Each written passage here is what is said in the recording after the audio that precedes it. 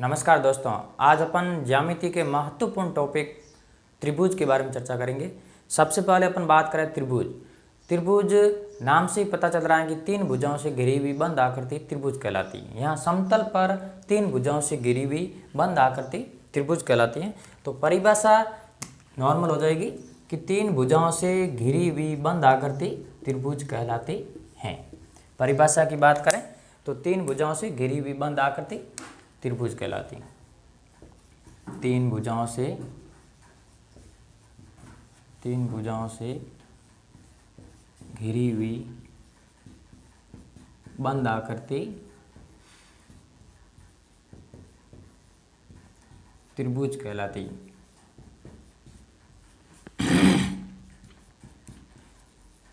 ऐसे कंपटीशन में नहीं पूछे जाएंगे कि परिभाषा क्या होती है, परंतु सामान्यतः जो भी टॉपिक पढ़ो उस टॉपिक को पूरा क्लियर करो, गहराई से सोचो।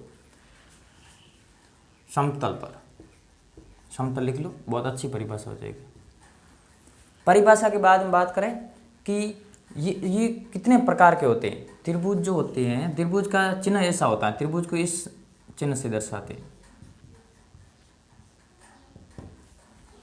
प्रकार अपन सबसे पहले ये 6 प्रकार के होते हैं, परंतु भुजाओं के आधार पर 3 और कोणों के आधार पर 3 होते हैं। तो सबसे पहले अपन बात करते हैं भुजाओं के आधार पर। भुजाओं के आधार पर समबाहु त्रिभुज, पहला लिख लो, यहाँ पर पहला लिख रहा हूं मैं, समबाहु त्रिभुज। समबाहु त्रिभुज नाम से पता चल रहा है, सम मतलब समान, बाहु मतलब भुजा, त्रिभुज मतलब त्रिभुज। तो तीन भुजाओं से घिरी हुई बंद आकृति त्रिभुज, ऐसा त्रिभुज जिसकी तीनों भुजाएं आपस में कैसी हो, समान, तो वो कहलाएगा समबाहु त्रिभुज। इसमें मैं लिख रहा हूँ इसकी जो विशेषताएं, तीन भुजाएं समान होगी, तीन भुजाएं समान, और तीन भुजाएं समान होगी तो तीन कोण अपने आप समान हो जाएंगे। और उसके बाद में समबाहु के, और इसमें तीन भुजाएं भी समान होगी और तीन कोण भी समान होंगे। समबाहु त्रिभुज का, समद्विबाहु त्रिभुज का, विषमबाहु त्रिभुज का अलग अलग क्षेत्रफल ज्ञात करने के भी सूत्र होते हैं, परंतु अपन यहाँ पर सिर्फ त्रिभुज के बारे में पढ़ेंगे। क्षेत्रफल के बारे में, त्रिभुज के ऊपर क्षेत्रफल, इसका अगला वीडियो में डालूंगा। दूसरा जो है वह है विषमबाहु त्रिभुज। विषमबाहु त्रिभुज, विषमबाहु त्रिभुज नाम से पता चल रहा है, इसमें तीन भुजाएं समान थी, इसमें तीन भुजाएं असमान होगी, तो तीनों भुजाएं असमान हो वो कहलाएगा तीन भुजाएं असमान। अर्थात इसमें तीनों कोण भी असमान होंगी, कोई जरूरी नहीं कितनी भी हो सकती। और एक जो लास्ट बचा है भुजाओं से संबंधित वाला, वो है समद्विबाहु। समद्विबाहु त्रिभुज, समद्विबाहु मतलब ऐसा त्रिभुज जिसकी दो भुजाएं कैसी हो, समान हो, और एक तीसरी जो भुजाएं वो दो भुजाओं के बराबर नहीं होगी, अलग होगी, ऐसा कहलाएगा कौन सा त्रिभुज, समद्विबाहु त्रिभुज। अर्थात दो भुजाएं समान, तीसरी असमान, दो भुजाएं समान हो, दो भुजाएं समान, यहाँ बराबर, तीसरी असमान लिख लो। और दो भुजाएं समान है तो इनके सामने बनने वाले कोण भी दो क्या होंगे, बराबर होंगे। ये तो थे भुजाओं के आधार पर। किसके आधार पर, भुजाओं के आधार पर। और एक जो इनमें बांटा है वो है कोणों के आधार पर। कोणों के आधार पर। और कोणों के आधार पर सबसे पहले ले ले अपन न्यून कोण त्रिभुज। तो न्यून कोण त्रिभुज, और न्यून कोण किसे कहते हैं इसके बारे में आपको पहले से पता है कि ऐसा कोण जो 90 डिग्री से छोटा हो और 0 डिग्री से बड़ा हो, अर्थात 90 डिग्री से छोटा वाला कोण न्यून कोण कहलाता है। तो न्यून कोण त्रिभुज किसे कहेंगे, न्यून कोण त्रिभुज। न्यून कोण त्रिभुज अर्थात ऐसा त्रिभुज जिसमें तीनों ही कोण न्यून कोण हो, न्यून कोण त्रिभुज।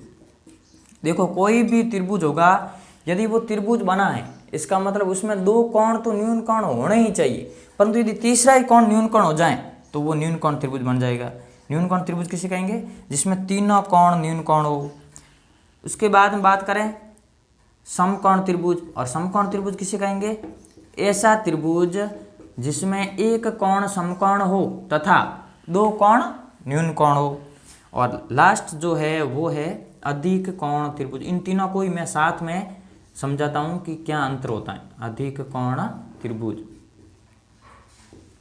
देखो इन तीनों में दो तो न्यून कोण सभी में होंगे, दो न्यून कोण सभी में होंगे, दो न्यून कोण तो होंगे, दो न्यून कोण,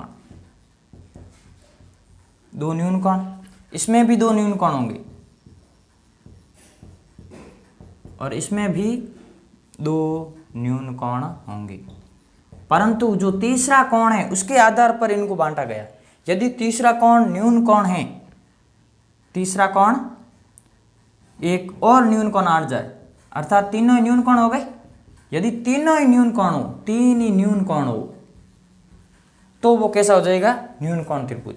और यदि तीसरा कोण समकोण है, ये समकोण आ गया तीसरे वाला, तो वो हो जाएगा समकोण त्रिभुज। और तीसरा यदि अधिक कोण है तो वो हो जाएगा अधिक कोण त्रिभुज। समझ गए? यदि वापस एक बार देख लो, दो कोण तो किसी भी त्रिभुज यदि बना है तो दो तो न्यून कोण होंगे ही, दो तो न्यून कोण होंगे ही। परंतु यदि तीसरा न्यून कोण है अर्थात वो न्यून कोण त्रिभुज, तीसरा समकोण है तो अर्थात वो कौन सा हो गया? समकोण त्रिभुज। और तीसरा अधिक कोण है अर्थात वो कौन सा हो गया? अधिक कोण त्रिभुज। इसका मतलब ये हो गया कोई भी त्रिभुज बनता है तो कम से कम कितने न्यून कोण उसमें होंगे? दो। ये बात ध्यान रखना। और अधिक से अधिक, ज्यादा से ज्यादा अधिक कोण कितने हो सकते हैं? एक ही अधिक कोण हो सकता है। किसी में ऐसा कोई त्रिभुज बना है जिसमें एक से अधिक कोण हो ही नहीं सकते। सिर्फ अधिक कोण त्रिभुज बनेगा, उसमें एक ही अधिक कोण होगा। ये भी ध्यान रखने योग्य बातें हैं।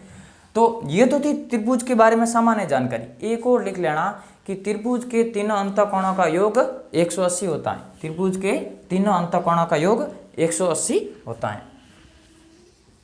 तीन अंतःकोणों का योग, तीन अंतःकोणों का योग 180 डिग्री होता है। देखो, ये समझने से पहले आपको ये भी समझना अनिवार्य है कि जो त्रिभुज होता है उसके अंतःकोण कौन से होते हैं और बहिष्कोण कौन से होते हैं। जैसे ये त्रिभुज है, ये जैसे त्रिभुज है, इसके कोण 1, कोण 2, कोण 3 और मैं एक ले लूं कोण 4। कोण 4 है, ये मानो इस भुजा को आगे बढ़ाया गया है, आगे बढ़ाने से इसके संगत बना, तो ये कोण कौन सा हो गया? 4। ये कहलाएगा बहिष्कोण। कौन सा कहलाएगा? बहिष्कोण। परंतु कोण 4 के ये जो जस्ट पास में कोण 3 है, अर्थात ये कौन से अंत आसन कोण है, इन कोण 3 और कोण 4 का क्या होगा? योग 180 होगा। परंतु कोण 4 के कोण 1 और कोण 2 अंतराभिमुख कोण हैं, तो बहिष्कोण का मान कोण 1 और कोण 2 के योग के बराबर होता है। अर्थात किसी भी त्रिभुज के बहिष्कोण का मान उसके अंतराभिमुख अंतःकोणों के योग के बराबर होता है। अर्थात मैं ये भी लिख सकता हूं कि कोण 4 का मान बराबर होगा कोण 1 प्लस कोण 2 के। ये बात ध्यान रखना।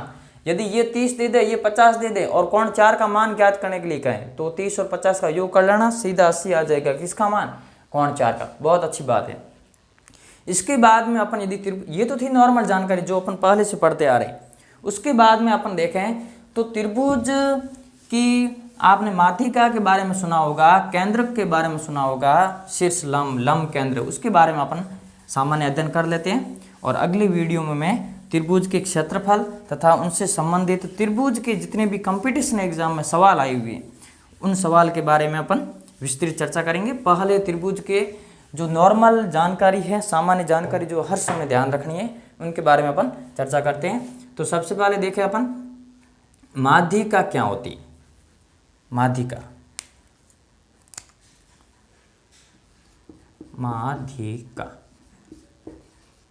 देखो चित्र से समझोगे सबसे ज्यादा समझ में आएगा। जैसे ये कोई त्रिभुज है, त्रिभुज की किसी भुजा के मध्य बिंदु, त्रिभुज की किसी भुजा के मध्य बिंदु को जब सम्मुख शीर्ष से मिलाया जाता है, सम्मुख शीर्ष से मिलाया जाता है, तो ये मिलाने वाली रेखा जो है ये कहलाती है माध्यिका। इसमें कोई समस्या नहीं होनी चाहिए। अर्थात मैं कह सकता हूं कि त्रिभुज की किसी भुजा के मध्य बिंदु को जब सम्मुख शीर्ष से मिलाया जाता है, मिलाने वाली रेखा क्या कहलाती है? माध्यिका कहलाती है। उसके बाद में बात करें केंद्रक। केंद्रक देखो माध्यिका कितनी हो सकती है? माध्यिका किसे कहते हैं? सबसे पहले तो त्रिभुज की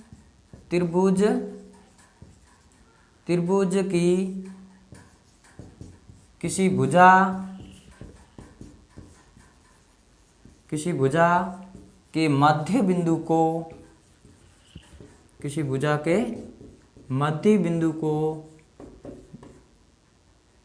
बिंदु को सम्मुख शीर्ष से मिलाने वाली रेखा, सम्मुख शीर्ष से मिलाने वाली रेखा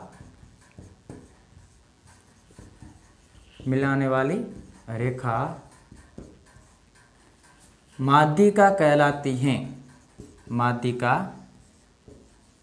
कहलाती हैं। तो अब आपको इतना भी पता चल गया होगा कि ये माध्यिका हैं, तो ऐसी ऐसी कितनी माध्यिका हो सकती हैं? ये भी माध्यिका होगी यदि ये और ये बराबर है, ये और ये बराबर है, और ये बराबर है। तो अतः मैं कह सकता हूँ कि त्रिभुज की कितनी माध्यिकाएं होती है? 3 माध्यिकाएं होती है। 3 माध्यिकाएं, और तथा 3 माध्यिकाएं जहां पर मिलती हैं, ये जो संगमन बिंदु है, अर्थात संगमन अर्थात 3 भुजा, ये जो कॉमन बिंदु आ रहा है ये 3 भुजाओं के ऊपर स्थित है, 3 माध्यिकाओं के ऊपर स्थित है। तो 3 माध्यिकाओं का संगमन बिंदु जो होता है वो होता है केंद्रक, अर्थात ये क्या है? ये है केंद्रक। तो मैं कह सकता हूं 3 माध्यिकाओं का संगमन बिंदु, 3 माध्यिकाओं का संगमन बिंदु केंद्रक कहलाता है। केंद्रक कहलाता है। ये थी बहुत अच्छी बात। यहां पर 3 माध्यिकाओं का संगमन बिंदु क्या है? केंद्रक है। माध्यिका केंद्रक। उसके बाद में अपन देखते हैं शीर्ष लंब, कि शीर्ष लंब क्या होता है। शीर्ष लंब में और माध्यिका में क्या अंतर है? जो शीर्ष लंब होता है, देखो ये कोई आकृति है, जैसे ये कोई त्रिभुज है, इस त्रिभुज के शीर्ष से, ये शीर्ष ले रहे हैं अपन, इस शीर्ष से सम्मुख भुजा पर डाला गया लंब शीर्ष लंब कहलाता है। जैसे ये ए था, ये बी था, सी है, तो यहाँ पर सी डी क्या है? सी डी एक शीर्ष लंब है। क्या है? शीर्ष लंब। अर्थात त्रिभुज के किसी शीर्ष से, त्रिभुज के किसी शीर्ष से सम्मुख भुजा पर डाला गया लंब, किसी शीर्ष से सम्मुख भुजा पर डाला गया लंब शीर्ष लंब कहलाता है। शीर्ष लंब कहलाता है।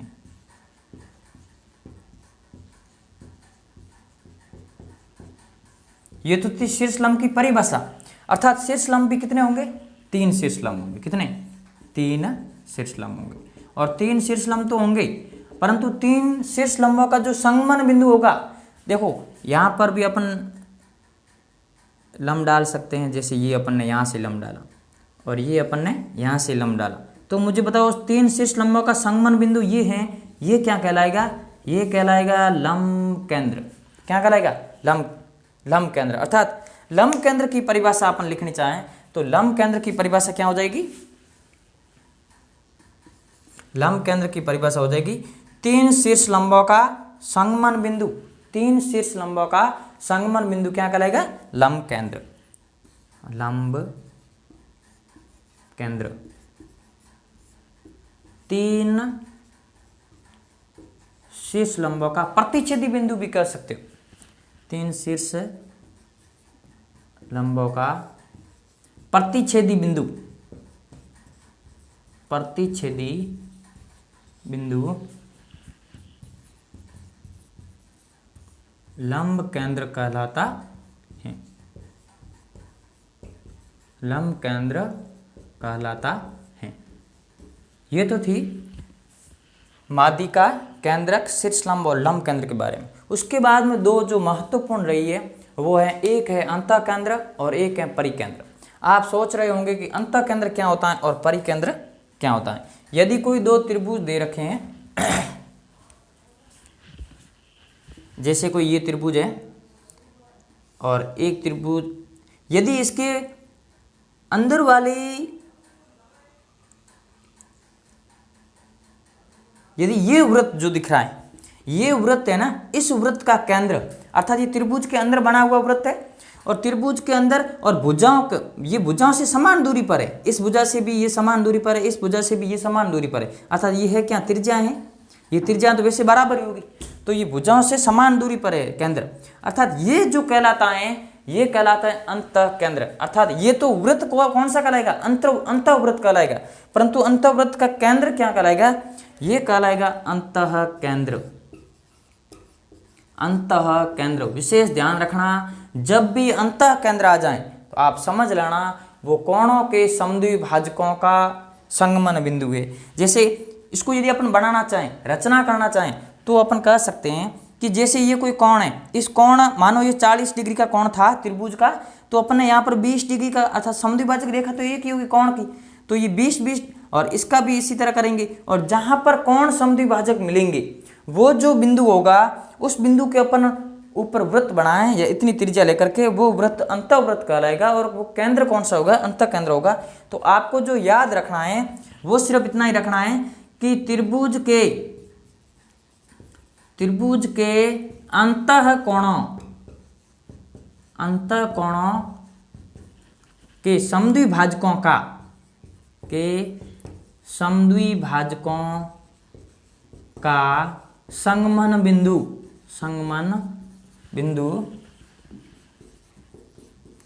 बिंदु अंतः केंद्र कहलाता है। अंतः केंद्र कहलाता है, इसमें भी कोई समस्या नहीं है। अंतः केंद्र अर्थात अंतः केंद्र, कोणों का समद्विभाजक क्या कहलाएगा, अंतः केंद्र। और लास्ट जो है वो है परिकेंद्र। जैसे कोई यहाँ पर अपन ने कोई वृत्त ऐसे बनाया, ये वृत्त अब बाहर की ओर बन रहा है, परिवृत्त, चारों ओर वृत्त बन रहा है त्रिभुज के, तो ये मानो कोई अपन ने केंद्र लिया है ना, ये केंद्र परिकेंद्र कहलाएगा। तो पांचवा जो टॉपिक है वो परिकेंद्र है। और परिकेंद्र कैसे बनता है, ये त्रिभुज की तीनों भुजाओं का समद्विभाजकों का, लंब समद्विभाजकों का संगमन बिंदु होता है। तो परिकेंद्र किसे कहेंगे, परिकेंद्र जो होता है, परिकेंद्र होता है त्रिभुज की तीनों भुजाओं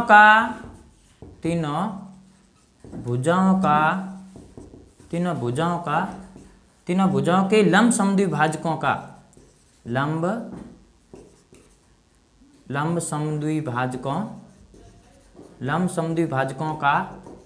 संगमन बिंदु परिकेंद्र कहलाता है। तो आपको सब समझ में आ गया होगा। और मुझे नहीं लगता कि इसमें आप देखो, सबसे पहले तो आपको माध्यिका, केंद्रक, अंतः केंद्र, परिकेंद्र, शीर्षलंब और लंब केंद्र, ये 5-6 जानकारियां हैं, इनके बारे में विशेष ध्यान होना चाहिए। नहीं तो कंपटीशन के एग्जाम में अपन को प्रश्न समझ में नहीं आएगा। पूछ लिया शीर्षलंब, ये रीट में तो सीधा थ्योरी से या तथ्यात्मक सवाल पूछा जाएगा कि इनमें से कथन कौन सा सत्य है, कौन सा असत्य है, तो ये सवाल इनसे निकलेंगे। धन्यवाद दोस्तों, आगे अपन नेक्स्ट वीडियो में रखेंगे।